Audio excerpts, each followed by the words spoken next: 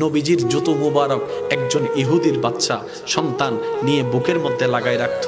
একটা দিন যখন নবীজির রহমাতুল লিল আলামিন খবর পেয়েছেন ও ছেলেটা অসুস্থ, নবীজি সব কিছুকে ফেলে ওই ছেলেকে দেখার জন্য চলে গিয়েছেন। সুবহানাল্লাহ। যাওয়ার পরে নবী বুঝতে পারলেন তার আর দুনিয়ার ভিসা বেশিক্ষণ নাই।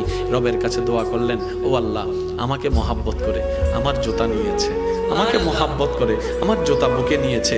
জগৎ যখন জানবে নবীর জুতা বুকে নিয়ে নেওয়ালা জাহান্নামে চলছে, জাহান্নামের আগুনে চলছে, আল্লাহ, এটা তো আমার ইজ্জতের ক্ষতি, এটা তো আমার ইজ্জতের ক্ষতি। তুমি না বলেছো ওয়ারাফানা লাকা যিকরাক, তুমিই তো বলেছো ওয়ালা সাওফা ইউতিকা রাব্বুকা ফাতারদা, তুমি তো আমাকে বলেছো ওয়ামা আরসালনাকা ইল্লা রাহমাতাল লিল আলামিন। নবীজি যখন রবের কাছে ফরিয়াদ করলেন, রব দোয়া কবুল করলেন।